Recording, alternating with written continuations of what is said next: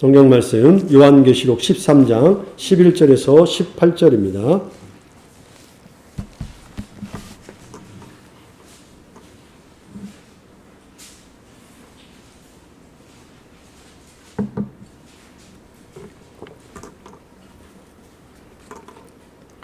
내가 보매 또 다른 짐승이 땅에서 올라오니 어린 양같이 두 뿔이 있고 용처럼 말을 하더라.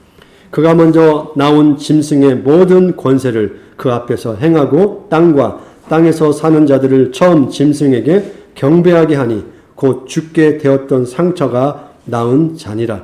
큰 이적을 행하되 심지어 사람들 앞에서 불이 하늘로부터 땅에 내려오게 하고 짐승 앞에서 받은 바 이적을 행함으로 땅에 거하는 자들을 미혹하며 땅에 거하는 자들에게 이르기를 칼에 상하였다가 살아난 짐승을 위하여 우상을 만들라 하더라. 그가 권세를 받아 그 짐승의 우상에게 생기를 주어 그 짐승의 우상으로 말하게 하고 또 짐승의 우상에게 경배하지 아니하는 자는 몇이든지 다 죽이게 하더라. 그가 모든 자, 곧 작은 자나 큰 자나 부자나 가난한 자나 자유인이나 종들에게 그 오른손에나 이마에 표를 받게 하고 누구든지 이 표를 가진 자 외에는 매매를 못하게 하니 이 표는 큰 짐승의 이름이나 그 이름의 수라. 지혜가 여기 있으니 총명한 자는 그 짐승의 수를 세어보라. 그것은 사람의 수니 그 수는 666이니라.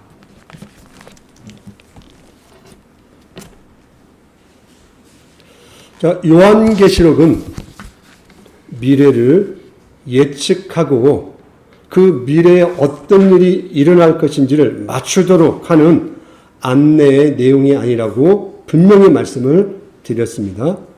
요한계시록은 오히려 현재의 위기와 문제를 직시하고 그 문제와 위기를 극복하기 위해서 감당하는 일이 쉽지 않을 것이고 어려울 텐데 미래의 소망을 바라보며 현재의 고통을 잘 감수하도록 하는 안내의 성경입니다. 그러므로 우리가 자리한 지금의 세계를 분별하고 바라볼 수 있는 렌즈의 역할을 합니다. 그래서 본문에 등장하는 오늘 성경에도 등장하죠. 이 짐승이라고 표현된 이 괴물들, 이 모든 것들로 비유된 그 배경을 우리가 잘 이해할 필요가 있습니다. 먼저 이 짐승들, 첫째 짐승, 둘째 짐승이 등장하죠. 그리고 13장과 12장을 여러분 읽으시면 이제 용이 등장을 합니다. 그래서 용, 첫째 짐승, 둘째 짐승, 그러면서 이게 뭐지 하고 하는 여러분 혼돈을 일으키는 이런 내용들이 있는데 이 짐승들은 정치적이고 폭력적인 제국의 잔인함을 상징을 합니다. 그리고 우주적 징조들을 통하여 나타나는 이 불안함은 사회의 불의를 반영하는 표현들입니다. 그리고 또한 하나님의 어떤 하늘의 세계들이 표현되어지잖아요. 그런 내용들은 현실 세계를 통치하고 다스리시는 하나님의 보이지 않는 초월성, 손길을 보여주고 있다는 것입니다. 그래서 우리는 요한계시록 덕분에 세상을 새로운 눈으로 볼 수 있게 됩니다. 우리 곁에 있는 것 같지만 숨어있는 어떤 정치, 경제, 사회 안에 악의 실체를 포착하고 과감히 맞서도록 안내하는 성경입니다. 그러므로 요한계시록을 읽고 듣고 그 말씀대로 행하는 사람들은 전혀 다른 세상을 꿈꾸는 사람들입니다. 기존 체제가 사로잡고 있는 이 질서에 대해서 의문을 제시하는 사람들입니다. 그래서 현재 세상에 대한 진단, 그 진단을 하나님의 뜻과 말씀대로 판단하는 자들입니다. 그래서 하나님이 약속하신 새로운 세상을 꿈꾸는 어떤 변혁가의 삶을 요구하도록 되어 있는 말씀입니다. 이들은 하나님의 공의와 정의를 파괴하여 사랑의 법을 훼손하는 사단의 패습에 정면으로 도전하고 저항하면서 예수 그리스도의 법을 증언하도록 하는 하나님의 사랑의 증인으로 부름받은 자들이라는 것입니다. 그러므로 우리가 요한계시록을 제대로 읽고 깨닫는다면 고대 로마 시대의 초대교회의 어떤 성도들의 모습을 관찰하게 됩니다. 그 시대가 지배하고 있는 어떤 사회 질서에 대해서 이 땅에 오신 예수 그리스도가 선포한 새로운 질서와 충돌하다는 것을 이들이 감각적으로 느끼게 됩니다. 고민이 생긴 거죠. 세상은 다 그래. 그렇게 사는 거야 라고 말하는 그 시대에 마치 no! 라고 하는 어떤 거부하는 무리들이 있다라는 것입니다. 그 거부하는 무리에 대한 설명을 요한계시록이 이야기하고 있습니다. 그래서 오늘 본문 여러분이 그렇게 관심도 많고 요한계시록 하면 떠오르는 몇 가지 구호 가운데 666이 거의 1번이라고 생각합니다. 그래서 요한계시록을 이야기하고 나면 그럼 666은 뭐예요? 라고 하는 질문을 반드시 하게 됩니다. 사람들이. 그래서 요한계시록에 등장하는 이 666이라는 이 숫자를 통하여 하나님께서 과연 초대교회 신자들에게 무엇을 이야기하고자 했는가라는 고민을 우리가 해야만 합니다. 예를 들어서 이 666을 초대교회 신자들이 이해를 못했어요. 근데 2000년 후에 어떤 신통방통한 교주가 드디어 666을 해석을 했어요. 그럼 이게 성경적인 어떤 흐름에 맞는 겁니까? 그러면 2000년 전에 1세기의 성도들은 뭐예요? 허수아비입니까? 666이라는 말을 들었어요. 근데 그들은 몰라요. 눈이 가리고 귀도 다 막혀가지고 알아들을 수가 없어요. 2000년간 기다려야 돼요. 그리고 대한민국에 어떤 누군가 나타나야 돼요. 그래야 비로소 2000년 후에 666이라는 숫자를 알게 되는 겁니까? 아니죠. 그동안 기독교 역사 이래 과거부터 수많은 사람들은 이 666이라는 숫자의 거미줄에 사로잡혀서 숱한 억측의 해석을 했다라는 것입니다. 너무 많은 실수를 한 거죠. 지금도 마찬가지, 이 시간까지도. 그렇다면 이 숫자의 의미가 도대체 무엇이길래 이 시대까지도 성도들의 신앙에 많은 혼돈과 문제를 일으키고 있습니까? 666이 1세기 요한 시대에는 그럼 어떻게 이해되어지고 작동되었을까요? 분명히 그들에게 읽고 듣고 행하는 자가 복이 있다고 했는데 듣고 행할 텐데 그럼 이들이 이 뜻을 몰랐다면 어떻게 됐겠습니까? 큰 혼란이 있지 않았겠습니까? 그래서 우리가 이 본문을 이해하기 위해서 최소한 13장 전체와 14장 1절과 9절에 대한 이해를 하셔야 합니다. 제가 항상 하는 말이잖아요. 내가 읽었던 성경 구절을 이해하려면 앞에서 무슨 말을 했지? 뒤에서 어떻게 연결되지라고 하는 기본적인 질문을 해주시라고 했잖아요. 13장에서는 바다에서 올라온 첫 번째 짐승이 있습니다. 이게 13장 1절이에요. 바다에서 어떤 짐승이 올라오죠? 괴물이. 11절에 보니까 둘째 짐승은 땅에서 올라옵니다. 그런데 이 첫 번과 두 번째 등장하는 이 짐승의 배후에 4절에 보니까 누가 등장합니까? 용이 등장합니다. 용이 짐승에게 권세를 줌으로 하는 어떤 용이 등장을 하죠. 보니까 용이 이 첫째 짐승과 둘째 짐승을 다 통제하는 힘을 가지고 있는 존재예요. 보니까 그냥 본문의 흐름대로 그냥 읽으면. 그런데 이 용이 갑자기 어디서 등장했나 보니까 12장에서 등장을 했어요. 12장에 붉은 용이란 말이 등장하죠? 예. 12장에 용이 등장을 합니다. 근데 이 용이 누구하고 싸웁니까? 12장에 여자하고 싸움을 합니다.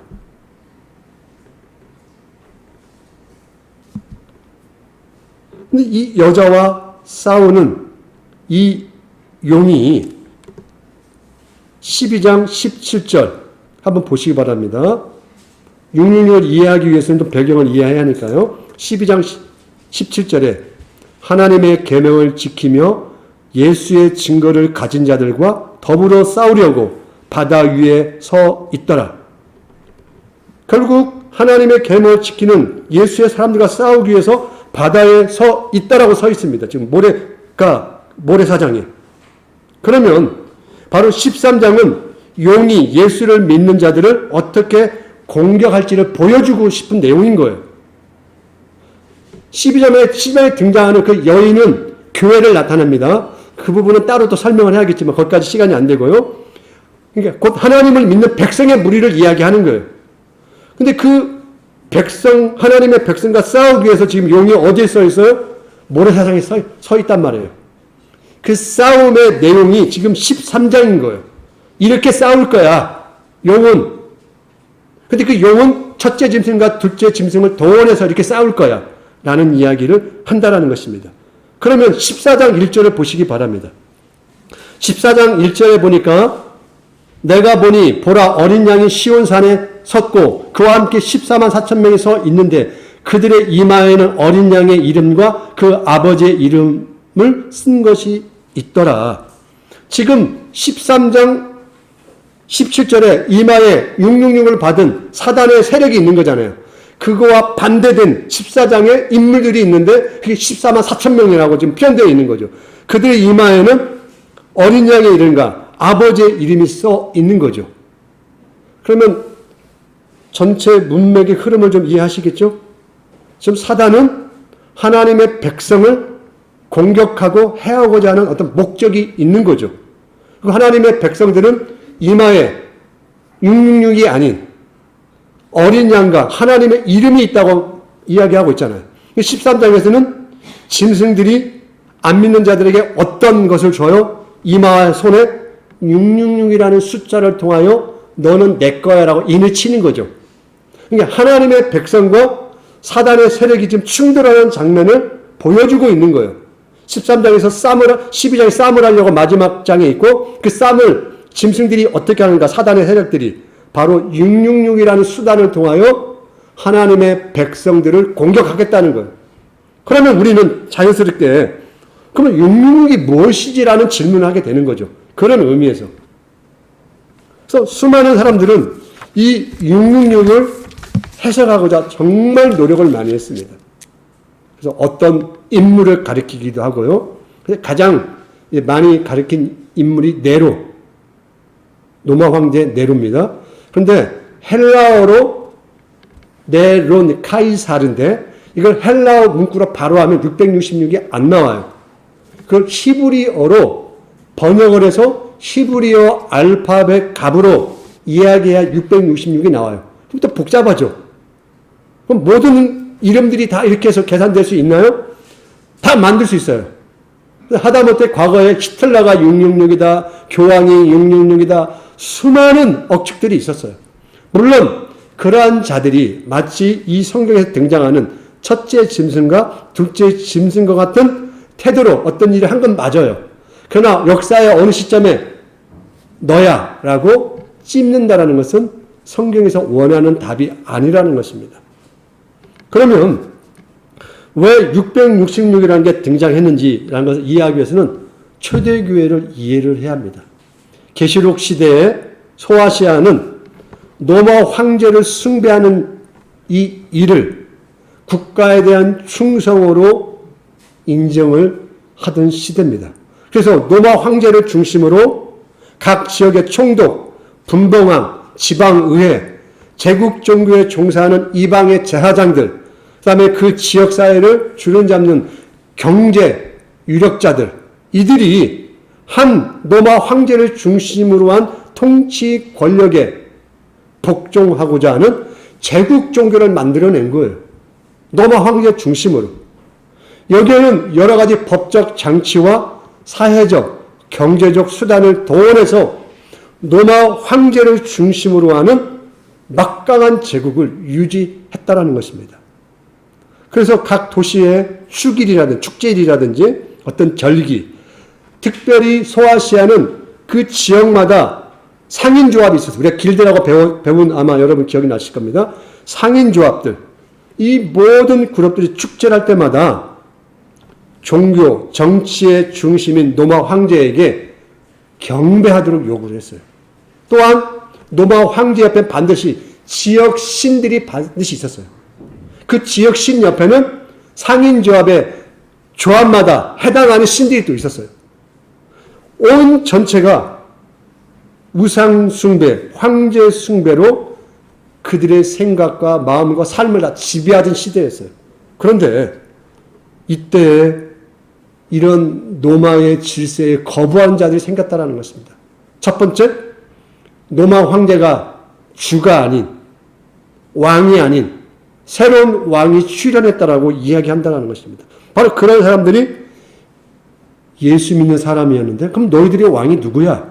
너희들의 주님이 누구야? 라고 했는데 보니까 예수를 만왕의 왕, 만유의 주, 구원자로 이야기하고 있더라는 것입니다. 우리에게는 이 표현들이 너무 당연한 거지만은 1세기에는 노마 황제 외에는 이 단어를 쓰면 안 돼요. 그래서 노마 황제의 흉상이 그려있는 동전에는 반드시 주님, 구세주, 만왕의 왕이라는 문구가 들어가게 되어 있었어요. 그래서 노마 황제에게만 이 말을 쓰는 거예요. 쉽게 생각하면 조선시대에 조선 왕에게 만세 만만세 안 하잖아요. 누구에게만 씁니까? 중국 황제에게만 썼단 말이에요. 그럼 조선 왕에게는 어떤 말을 썼어요? 천세를 썼단 말이에요. 조선 왕에게 황제란 말을 쓰지 않았어요. 왕이었어요. 조선 국왕이었어요. 처음으로 고종 때 고종 황제란 말을 우리가 써본 거예요. 조선시대 다른 왕이 내가 황제야란 말을 썼으면 어떻게 했을까요? 저 중국 황제가 뭐야? 하고 그 왕을 폐위시키든지 조선이 공격을 당했을 거예요. 뭐 그까짓 거 말 한마디 가지고 그래? 그 시대는 그런 시대였어요.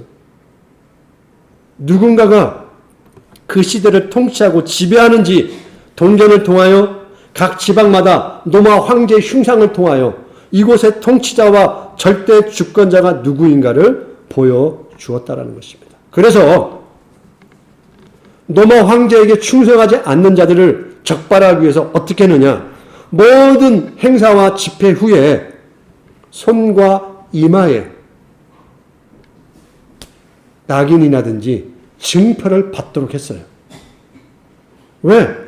그리스도인들이 노마 황제 앞에 경배하거나 지역 신에게 경배하거나 충성을 맹세하지 않기 때문에 손, 이마나 그 기타 여러 가지 방식을 통하여 징표를 줬단 말이에요. 그 사람들 외에는, 그 사람들 제외하고는, 표를 받은 사람만 매매와 그 사회 속에서 정상적인 경제 생활을 할 수 있도록 장치를 만들었다는 것입니다. 그럼 예수 믿는 사람들은 어떻게 해요? 그걸 거부하기 때문에 수많은 피해를 당하는 거예요. 경제적인 사업을 제대로 할 수 없어요. 상인조합에서 야, 너는 이 장사 하지 못해. 또 특별히 군인이나 국가 고위직을 맡는 자들에게는 황제에게 충성을 맹세해야 그 자리에 있을 수가 있었어요. 그래서 특별히 이러한 자들이 황제 숭배에 대한 경배를 나타나지 않으면 바로 사형을 처했습니다. 그들에게는 특별히. 일반인들에게는 협박하고 경고하고 경제권을 뺏는다든지 매질을 했지만은 고위직에 있는 그리스도인들에게는 죽음이었단 말이에요. 쉽지가 않았다라는 것입니다. 바로 요한계시록에서 기독교인들이 접하는 실제적인 삶의 모든 내용들이 로마 황제의 중심으로 정치, 경제, 사회가 돌아가는 것에 수긍하지 않으면 그들이 그 사회 속에서 살지 못하도록 했던 하나의 방식이 오늘 성경에서 표현되는 666이라는 언어를 가지고 표현된 것입니다. 뭐 이 숫자의 어떤 마술적인 이게 있는 게 아니에요. 그러면 왜 하필이면 우리 진현이가 질문하더라고. 뭐 444도 있고 22도 있는데 왜 6이라는 숫자를 선택했느냐. 중요한 질문이지. 똑똑한 질문이었습니다. 예. 그러면 왜 숫자가 많은데 굳이 6이란 말을 선택했냐 이거죠. 그렇지 않겠습니까? 그러면 6을 선택한 이유가 있습니다. 6은 7이라는 완전수의 수보다 어떻게 합니까? 하나가 부족하죠. 근데 왜 7이라는 수가 갑자기 튀어나옵니까? 요한계시록은 7이라는 수를 의도적으로 계속 사용을 합니다. 7천사, 7촛대, 7별, 오늘 성경에 보면 7인, 7나팔, 7대접, 7과 관련해서 계속 언어를 반복합니다. 왜 그렇습니까? 그게 심판에서 7대접이면 완전한 심판을 하겠다는 표현이에요. 7은 요한계시록에서는 완전함의 언어로 계속 표현되고 있어요. 그런데 그럼 6은 뭐냐? 그 완전함에서 하나가 부족해요. 근데 여기서 짐승의 수요 사람의 수라고 하잖아요. 이 말이 왜 나왔을까요? 천지창조할 때 인간이 몇째 일에 만들어지나요? 6일째 만들어지잖아요. 6일째. 7일째 됨으로 비로소 하나님이 복을 주고 안식을 줘야 한 창조의 완성, 인간됨의 완성이 이루어지는 거거든요. 그걸 통해서. 그런데 단독 6이라는 그 인간의 수를 표현하는 하나님의 완전에 이르지 못하는 인간의, 그러면서 하나님의 완전성이 인간에게 있는 게 아니잖아요. 형상으로서 부여된 거죠. 그 제한된 인간의 숫자인 6에 그 6이 몇 번 반복돼? 한 번만 쓸 수 있잖아요. 3번이 반복되잖아요. 굳이. 그럼 3번 삼중적으로 6이 반복되어 있지 않습니까? 그 이유는 오늘 등장하는 13장과 12장에 등장하는 용, 첫째 짐승은 노마 황제를 이야기합니다. 둘째 짐승은 노마 황제를 수종드는 수많은 지역사회의 이 권력자들, 지역 제사장들, 이걸 이야기하는 것입니다.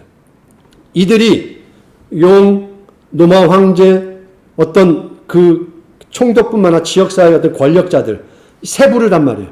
마치 삼위 하나님, 성부, 성자, 성령 하나님과 동일한 삼위를 구성하듯이 이들이 하나님의 흉내를 내고 있다는 것입니다.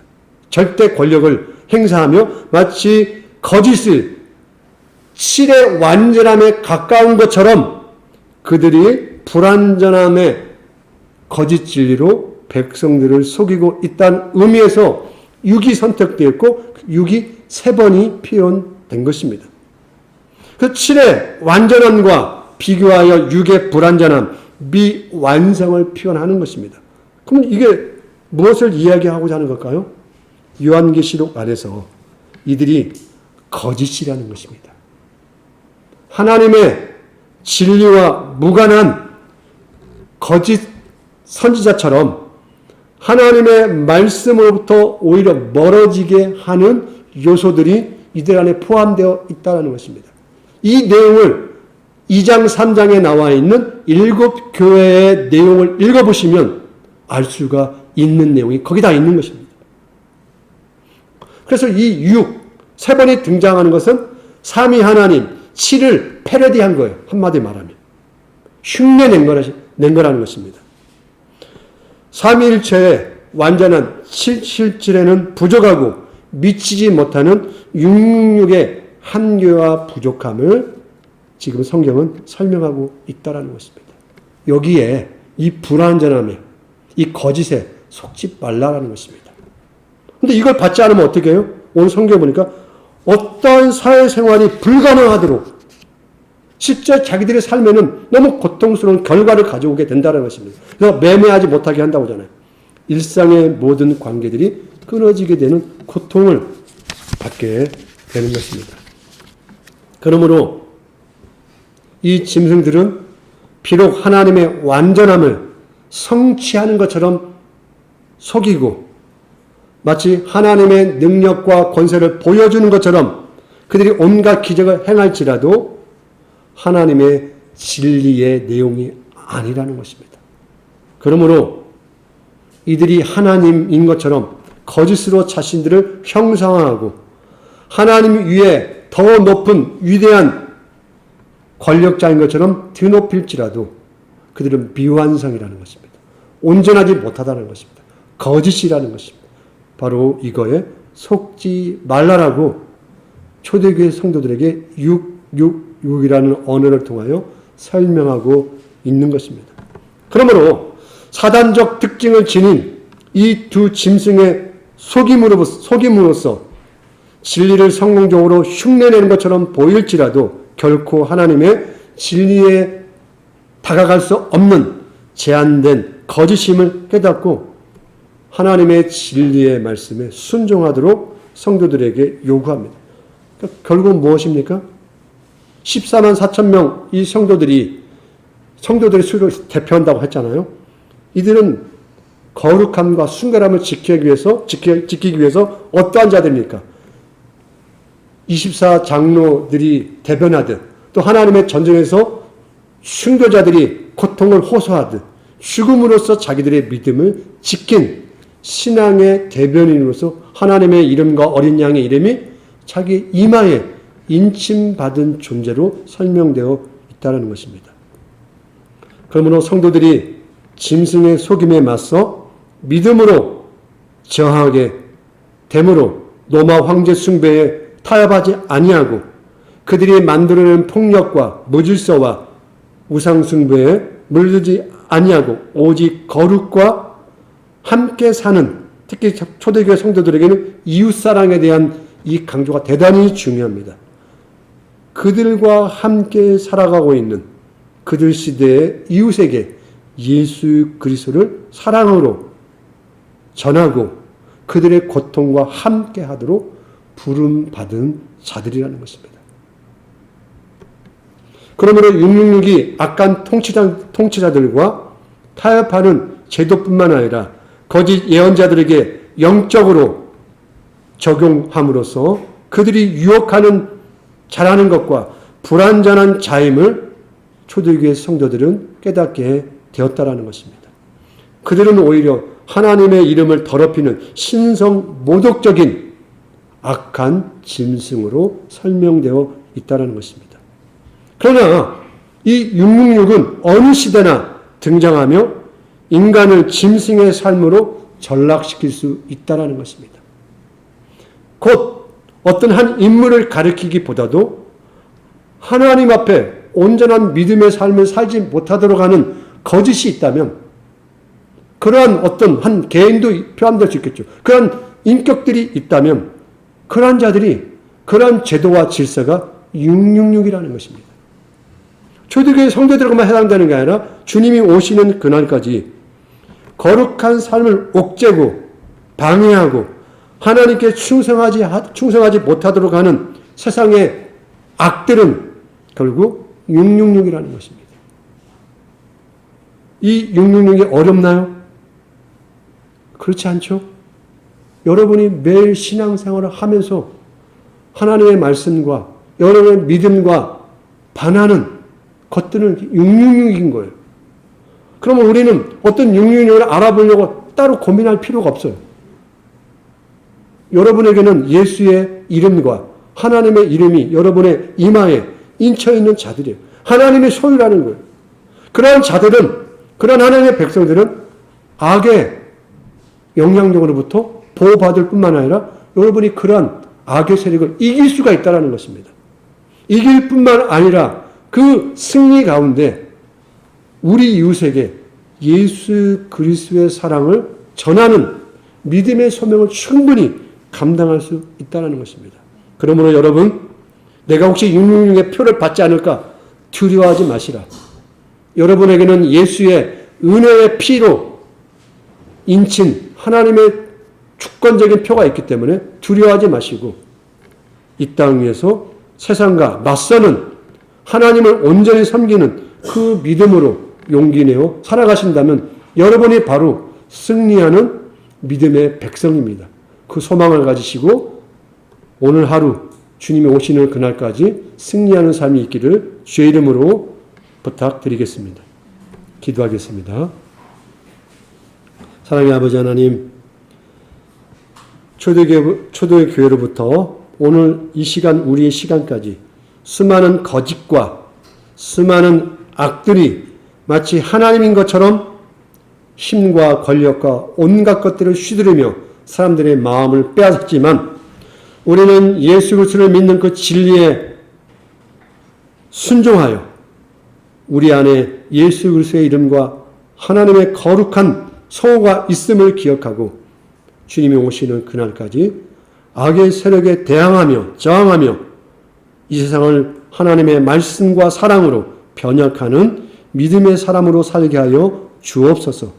항상 승리를 기억하고 하나님의 함께하심을 기억하며 믿음 가운데 우리의 소명을 잘 감당하게 하여 주옵소서. 예수 그리스도의 이름으로 기도합니다.